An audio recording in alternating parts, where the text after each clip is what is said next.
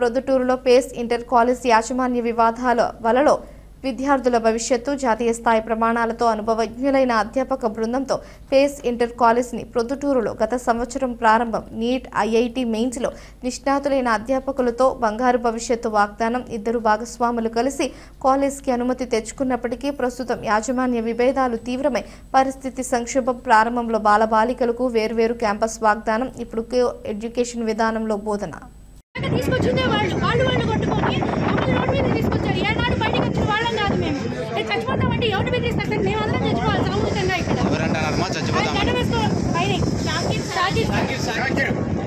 ఆయనకేం సంబంధం? Building owner sir ఆయన. పార్ట్నర్ అతను బస్సులో ఆ టాక్వో బస్సులు అన్ని అతనికి ఒక స్కూల్ సార్ ఆయన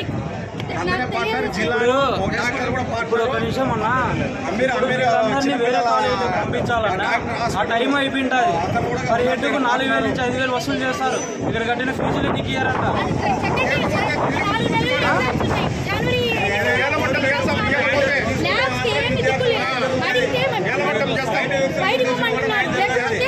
మీకు బాగా బుర్రలేదని మాట్లాడుతున్నారు. నిజంగా లేదు సార్, మేము నిజంగా మోసపోయాం. Really back star. జిల్లా ఇంటర్మీడియట్ అధికారులు ఇటుకు వస్తేనే మీకు న్యాయం అయితే జరుగుతుంది. ఇలా ఉంటే లోకేష్ గారికి ట్వీట్ పెడతాను సార్. నేను లిటరల్లీ ట్వీట్ పెడతాను. Please help us, we need help అని నేను ట్వీట్ పెడతాను సార్. లోకేష్ గారికి ఇమ్మీడియట్ రెస్పాన్స్ వస్తుందని నేను నమ్ముతున్నా. నాకు గవర్నమెంట్ మీద నమ్మకం ఉంది కాబట్టి ట్వీట్కి ఆయన రెస్పాండ్ అవుతారని నమ్ముతున్నా. నేను పెడతాను సార్.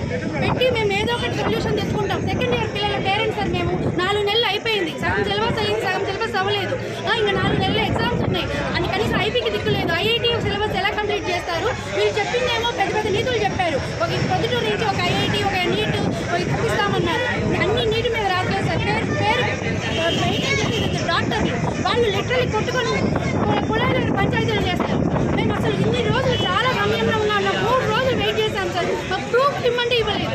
జస్ట్ ప్రూఫ్ చూపించండి. మేము కంటిన్యూ చేయడానికి మాకు ఒక నమ్మకం కలిగించండి అంటే మేము నమ్మితే నమ్మండి, లేకపోతే ఉంటే ఇక్కడ ఉండండి, లేకపోతే పోండి. మీకు టీసీలు ఇస్తామని బెదిరిస్తున్నారండి. ఒక్కొక్కరికి ఫోన్లు చేసి. ఇంతమంది పోరాడాల్సిన అవసరమే ఉంది సార్. టీసీలు తీసుకొని పోవాల్సింటే ఇంత అవసరం లేదు కదా. ఫీజులు వెనక్కి ఇవ్వరండి. నా జోబులోంచి చేయాలి, నాకు చెప్పి డబ్బులు అంటాడు. మేము మా జోబులోంచి ఇవ్వలేదా సార్ డబ్బులు? మేము మాకేమైనా చట్టం చేస్తున్నాయా? 40 నుంచి 50,000 వసూలు చేశారు. తర్వాత వచ్చేసి ఈ కాలేజీలోంచి వేరే కాలేజీలో ఎక్కువ కావాలంటే ఏ కాలేజీలో చదివినారు అనేసి డేటా ఇవ్వాలి. ఏ కాలేజీలో చదివినారు, స్పేస్లో చదివినారా, టాప్ మైండ్లో చదివినారా అని డేటా ఇవ్వాలి. ఏ కాలేజీలో చదివినారని 2 పేర్లు పెట్టుకున్నారు. అక్కడ పైన మన కడప ఆర్ఐ ఆఫీసులో ఏ పేరు పెట్టుకుని నడుపుతారో తెలియదు. ఇప్పుడు ఇలా టీసీలు ఇస్తే ఏ కాలేజీలో చేరాలి?